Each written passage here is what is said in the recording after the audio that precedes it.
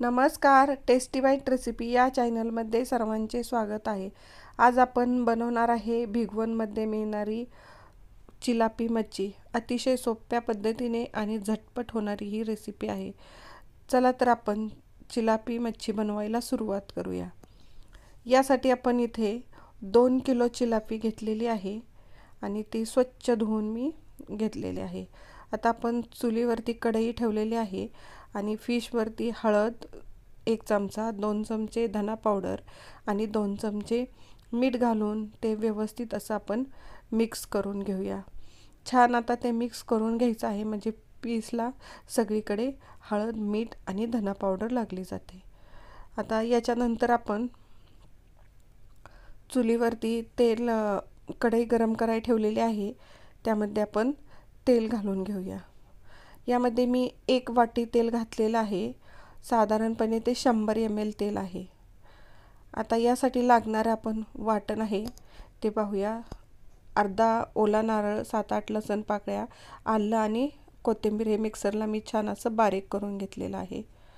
आता हे जे हिरवं वाटण मी केलेलं आहे ते तेल छान गरम झालेलं आहे, ते तेलामध्ये घालून घेऊया आणि अगदी व्यवस्थित आपल्याला ते तेलामध्ये परतून घ्यायचं आहे। अशाच नवनवीन रेसिपी पाहण्यासाठी टेस्टी बाईट रेसिपी या चॅनलवर तुम्ही नवीन असाल तर सबस्क्राईब करा। सबस्क्राईब केलं असेल तर लाईक आणि शेअर करायला विसरू नका। सबस्क्राईब केल्यामुळे तुम्हाला ज्या मी नवीन रेसिपी टाकेल त्याचं नोटिफिकेशन येईल। आता आपलं तेलामध्ये वाटण परतून झालेलं आहे छान असं।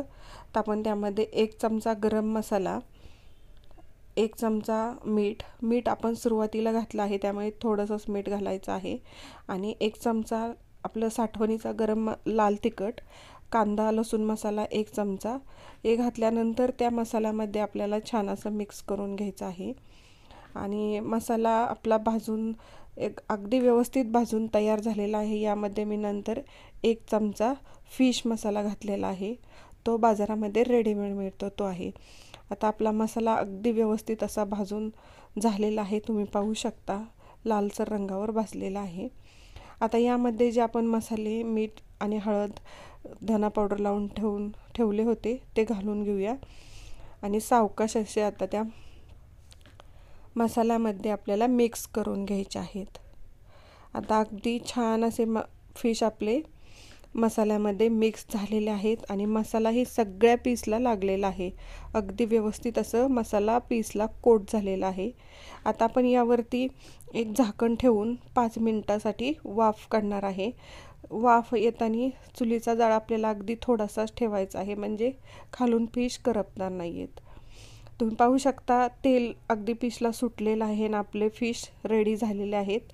अगदी पटकन होतात आणि हे खूप हलवायचं नाही आहे, कारण ते फुटू शकतात किंवा ते मिक्स होतात एकत्र, त्यामुळे अगदी सावकाश असं हलवायचं आहे। तुम्ही पाहू शकता अतिशय सुंदर असं आपले फिश रेडी झालेले आहेत। वास तर खूपच सुंदर येतो आहे। आता आपण ते एका प्लेटमध्ये काढून घेऊया।